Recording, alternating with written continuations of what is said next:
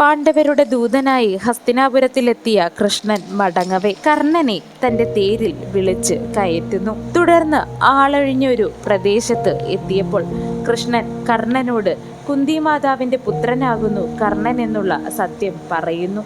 പോരാത്തതിന് പാണ്ഡവരുടെ ജ്യേഷ്ഠനാകുന്നു കർണൻ എന്നുള്ള സത്യവും അദ്ദേഹത്തോട് പറയുന്നു. തുടർന്ന് പാണ്ഡവ പക്ഷത്ത് നിന്ന് യുദ്ധം ചെയ്യുവാനായി കൃഷ്ണൻ വിളിക്കുന്നു.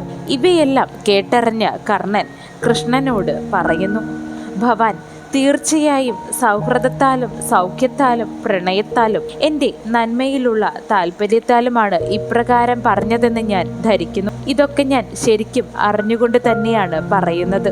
ധർമ്മശാസ്ത്രായം നോക്കുമ്പോൾ ഞാൻ ധർമ്മത്താൽ പാണ്ഡുപുത്രനാണെന്നുള്ളതും ഭവാൻ അറിയുന്ന പ്രകാരം ഞാൻ അറിയുന്നുണ്ട്. എന്നെ കന്യക ഗർഭം ധരിച്ച് അർക്കനിൽ നിന്നാണ് ഞാൻ ജനിച്ചതെന്നുള്ള വാക്കുപ്രകാരം എന്നെ പ്രസവിച്ച ഉടനെ മാതാവ് ഉപേക്ഷിച്ചു എന്ന കഥയും ഞാൻ അറിയുന്നു. ഹേ കൃഷ്ണ, ഞാൻ അങ്ങനെയുള്ളവനാണ്. ധർമ്മത്താൽ ഞാൻ പാണ്ഡുപുത്രൻ ആണ്. കുന്തി എന്നെ കുലം കൂട്ടാതെ കൈവിടുകയാണ് ചെയ്തത്. എന്നെ അധിരഥൻ എന്ന സൂതൻ കണ്ടെടുത്ത് ഗ്രഹത്തിൽ കൊണ്ടുപോയി സൗഹൃദത്താലും സ്നേഹത്താലും രാധയ്ക്ക് നൽകി. എന്നിലെ സ്നേഹം മൂലം രാധയുടെ മാറിടം ഉടനെ തന്നെ ചുരന്നു. അവൾ എൻ്റെ മലമൂത്രാദികൾ എടുത്തു. അങ്ങനെ കഷ്ടപ്പെട്ട് വളർത്തി. അവൾക്ക് പിണ്ഡം നൽകാതെ ധർമ്മശാസ്ത്രജ്ഞനും ധർമ്മശാസ്ത്രം കേൾക്കുന്നവനും കേൾക്കാൻ ഇഷ്ടപ്പെടുന്നവനുമായ എന്നെ അതിൽ നിന്നും പിന്തിരിപ്പിക്കാൻ നോക്കണ്ട. സൂതനായ അധിരഥൻ എന്നെ പുത്രനായിട്ടാണ് കണ്ടത്. അദ്ദേഹത്തെയാണ് ഞാൻ അച്ഛനായി കണ്ടത്, അച്ഛനായി വിളിച്ചത്. മാധവ, അദ്ദേഹം എൻ്റെ ജാതകർമാദികൾ പുത്രപ്രീതിയോടെ ചെയ്തു കൂട്ടി. ശാസ്ത്രവിധി അനുസരിച്ച് കൊണ്ട് അതെല്ലാം ചെയ്തു. മുനിമാരെ വരുത്തി പശുഷേണൻ എന്ന പേരെനിക്ക് നൽകി. അദ്ദേഹത്തോട് ഇണങ്ങി ഞാൻ ജീവിച്ചു. വിവാഹം ചെയ്തു.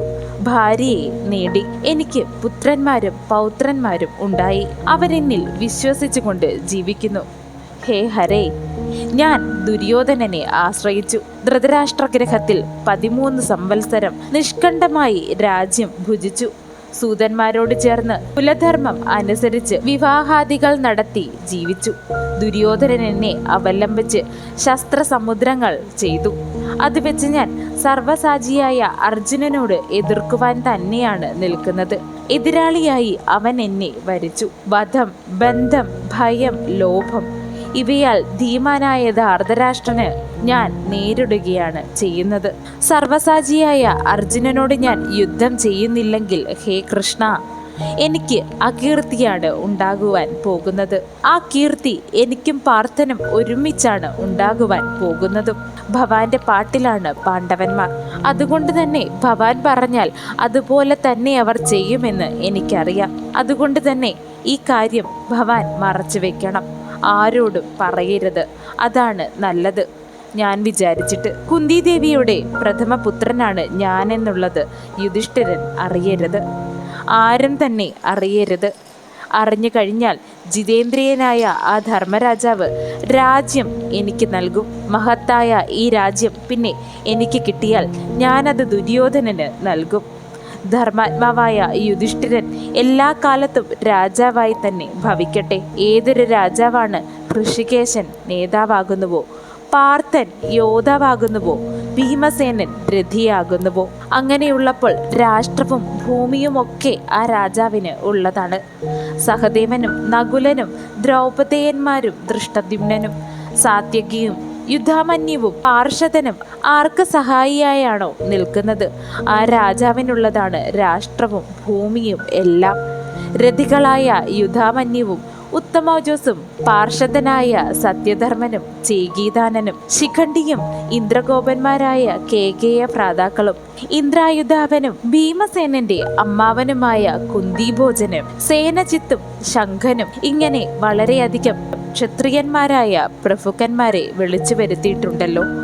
ആ രാജാക്കന്മാരിൽ ഏറ്റവും പ്രശസ്തമായ രാജ്യവും ഞാൻ നിങ്ങളുടെ പക്ഷം വന്നാൽ ഒത്തുചേർന്ന് ഞങ്ങൾക്ക് തന്നെ വരും. ഇവയെല്ലാം ദുര്യോധനന് വന്നാൽ എന്താണ് സംഭവിക്കുക എന്നത് ഭവാന് അറിയുന്ന കാര്യമാണല്ലോ. അങ്ങനെയാണല്ലോ കൃഷ്ണ ഈ യജ്ഞത്തിൽ അധ്വരം ചെയ്യുവാൻ പോകുന്നത്. ഈ മഹാഭാരതം എന്ന യുദ്ധം വലിയൊരു യാഗമാണെന്ന് എനിക്കറിയാം.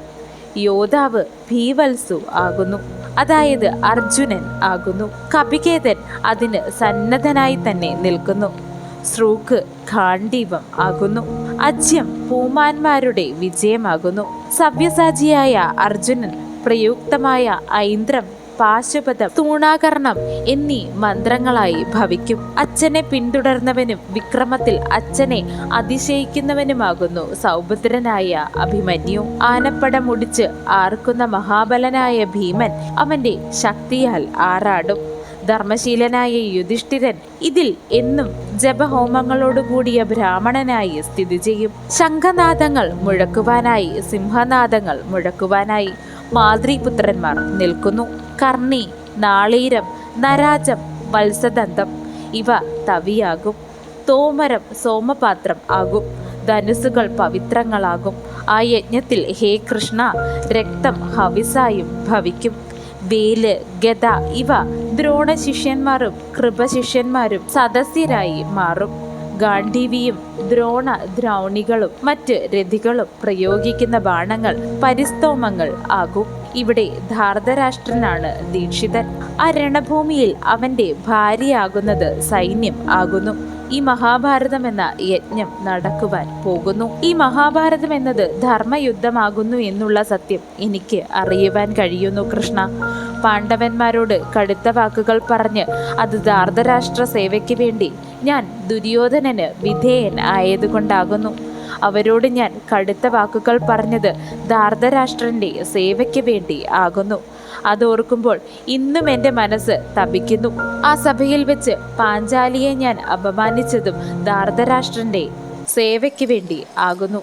ഇവയിലെല്ലാം ഞാൻ ഇന്നും ദുഃഖിക്കുന്നു. ഈ ധർമ്മയുദ്ധത്തിന്റെ പൊരുൾ എന്താകുന്നു എന്ന് ഞാൻ മനസ്സിലാക്കുന്നു കൃഷ്ണ. എന്നിരുന്നാൽ തന്നെ ദുര്യോധന പക്ഷം നിന്നുകൊണ്ട് മാത്രമേ യുദ്ധം ചെയ്യുകയുള്ളൂ.